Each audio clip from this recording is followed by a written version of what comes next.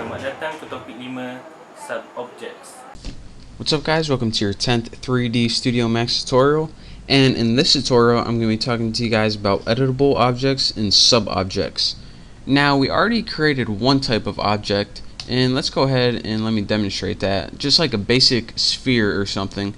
And what these basic geometric objects are called, they're called parametric objects, and that's all we've been creating so far. So if you're wondering why they're called this, well, if you go in this modify panel, how you edit these objects is basically through parameters like radius or segments, hemisphere, slices, but it doesn't really give you a lot of control over each one of the individual points like this one up here. We can't really grab one of these points and stretch it out, not with parametric objects at least.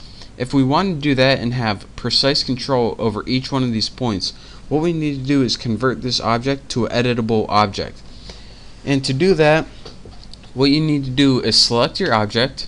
So go ahead and select it, right click it, and I just want to tell you this, I cannot show you guys how to do this because when I right click, my screen recorder will shut off for some reason. So I'm just going to tell you guys how to do this, and what you need to do is select your object, right click it, then when you right click it, there's going to be a menu. Click convert to, and then click convert to editable mesh. So again, right click, convert to editable mesh. And again, I can't do it or my screen recorder will shut off, so I'll pause this and I'll catch up with you in a second. Alright, so I just right clicked it, press converted, and converted to editable mesh. Sorry I had to pause it, sorry you couldn't see, but hey, that's what you get. And as you can see, instead of your parameters under your modify panel, this all changes to your editable parameter, or not parameters, editable rollouts instead. So instead of parameters, you have selection, soft selection, and all these things. Well, the first thing I want to show you guys is this sub object. So under editable mesh in your drop down list, you have all these sub objects right here. And what sub objects are pretty much the pieces that make up your object or model. And for example, if you click vertex, you can see all the vertexes that make up your model. If you can see edges, you see all the edges that make it up. So let's go ahead and we're going to be working with the vertexes of this since it's the most apparent one on the sphere. And before I do that, I want to go over something called normals. So go down here and click show normals, and probably need to get your object selected. And now when you click show normals and select your object, you see all of these lines popping out of your sphere. What normals are is whenever you're working in editing and editable mode, you can sometimes get twisted up and you can't really tell what side's the face and what side's the back. So what normals do is they show you what side the face is. So these normals are lines that always point away from the face. So if you don't see a line, you don't see the face. And these lines, they don't get rendered out. So if you want to work with them and then render it out, you won't see it in your final. But I usually work with them off unless I get twisted up. So that's a real quick tutorial. So now that we're working with vertexes, we can see all the vertexes of our element. So we can edit each of these vertexes just like we would any other, part of our element. So let's go ahead and click like select and move tool or something, and we can go ahead and grab a vertex and move it up just like that. So again, just like I said, instead of having parameters to the whole thing, we can work with these individual points just like that.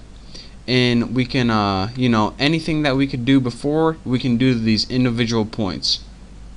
And that brings me to my next, click away from that, you can leave that pointing up if you want.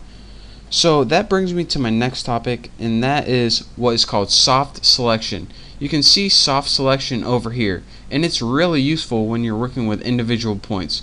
So let me actually spin this around so we can work with the other side. What soft selection does is it allows you to work with surrounding points. So instead of just working with a vertex and getting it pointy all the time, it gives you a more natural way of working with points. So let's go ahead and use soft selection, and I'll tell you guys what this means.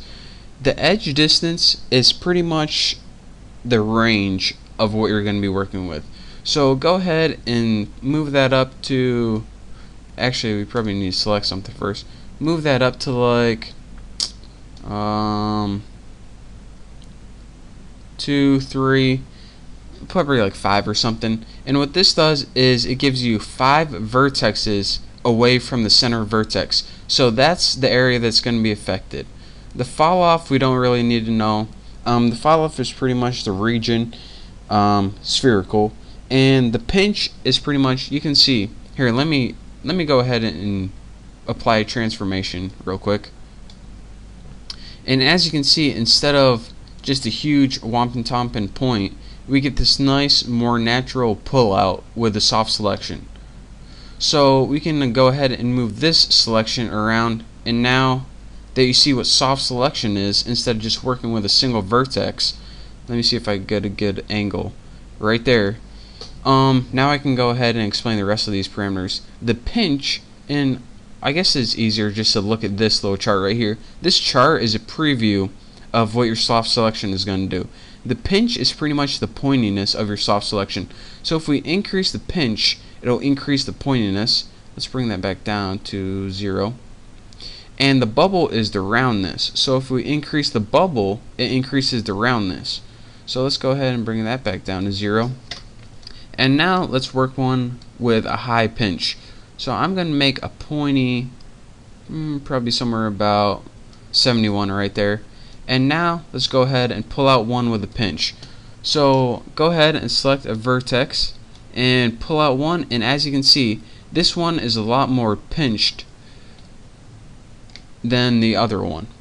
So that is pretty much why soft selection is useful. So again, instead of working with individual points, you can work with soft selection and select a range of vertexes or points, and this gives you a more natural way of working with objects.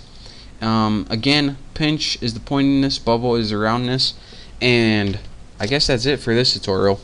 So thank you guys for watching. Hopefully you learned a little bit about sub-objects and how you can use them to edit the fine points of your objects. So thank you guys for watching.